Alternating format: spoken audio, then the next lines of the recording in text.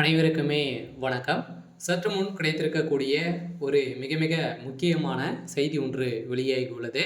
சற்று முன் கரூர் வழக்கில் செந்தில் பாலாஜி தலைமறைவு, போலீஸ் குவிப்பு, இது மாதிரி செய்திகள் வெளியாயிருக்கு. இந்த கரூர் வழக்கில் பல உயிர்கள் பார்த்தீங்கன்னா மடிந்த சம்பவம் பெரும் வரலாற்றிலேயே முதல் முறையாகவும் பார்த்தீங்கன்னா ஒரு பரபரப்பை ஏற்படுத்தியது. இதில் திமுக ஒரு மிகப்பெரிய நாடகம் சாடியிருக்காங்க அப்படின்றத வெளிச்சம் போட்டு காமிச்சிருக்காங்க. இதில் பார்த்தீங்கன்னா திடீர்னு அன்பு மகேஷ் பை பொய்யாமொழி அவர்களும் செந்தில் பாலாஜி அவர்களும் இடையே இருவருமே நடத்திய நாடகத்தின் அடிப்படையில் இப்போ உண்மைகள் வெளிவந்திருக்கு.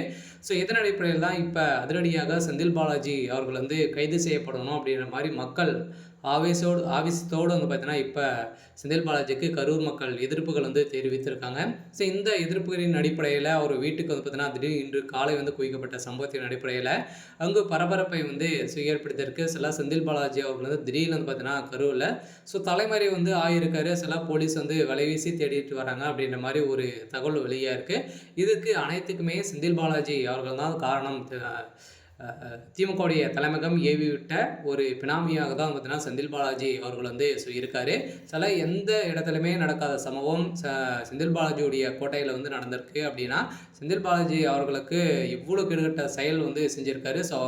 இந்த அளவுக்கு பார்த்தீங்கன்னா நீங்கள் ஓட்டுகளை மக்களை வாங்கணும் அப்படின்னா நீங்கள் பார்த்தீங்கன்னா எதனா நல்ல திட்டங்களை வாங்கி நீங்கள் ஓட்டுகளை வாங்கலாமே அப்படின்ற மாதிரி திமுகவுக்கு நிறைய பேர் பார்த்தீங்கன்னா நிறைய எதிர்க்கட்சி தலைவர்களும் குற்றச்சாட்டுகள் வைத்திருக்காங்க. இந்த குற்றச்சாட்டின் அடிப்படையில் அதிரடியாக செந்தில் பாலாஜி அவர்களுக்கு போட்ட உத்தரவின் அடிப்படையில் ஏற்கனவே எக்கச்சக்கமான வழக்கு அவர் மீது இருக்குது. இருந்தாலுமே இப்போ இந்த வழக்கின் அடிப்படையில் செந்தில் பாலாஜியுடைய கதை ஒட்டுமொத்தமாக முடிய போகுது. மீண்டும் இந்த செந்தில் பாலாஜி அவர்கள் பார்த்தீங்கன்னா கரூர் மக்களுக்கு கரூர் கோட்டையில் இருப்பாரோ அப்படின்ற ஒரு மிகப்பெரிய கேள்விக்குறியாகவே இருக்குது. இருந்தாலும் திமுகவுடைய தலைமையகம் செய்த ஒரு மிகப்பெரிய சம்பவத்தின் அடிப்படையில் மக்களுடைய உயிர் தான் பார்த்தீங்கன்னா இப்போ போயிருக்கே தவிர அவங்களுடைய அரசியல் வாழ்க்கைக்காகவே பார்த்தீங்கன்னா இப்போ அது மக்களுடைய உயிரை கூட பணைய வைக்கக்கூடிய அளவுக்கு திமுக நடந்திருக்காங்க.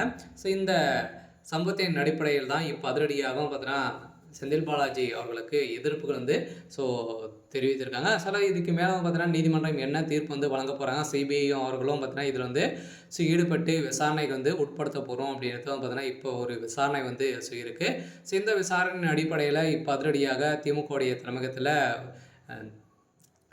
கைது செய்யப்பட்ட நபர் பார்த்தீங்கன்னா கொடுத்த வாக்குமூலத்தின் அடிப்படையிலும் இதற்கு செந்தில் பாலாஜி அவர்களுக்கும் இதில் தொடர்பு இருக்கலாம் அப்படின்ற மாதிரி பார்த்தீங்கன்னா ஒரு சந்தேகத்தின் அடிப்படையில் விசாரித்த நிலையில் இப்போ அதிரடியாக செந்தில் பாலாஜி அவர்கள் தான் அப்படின்ற மாதிரி நிரூபணமாயிருக்கு.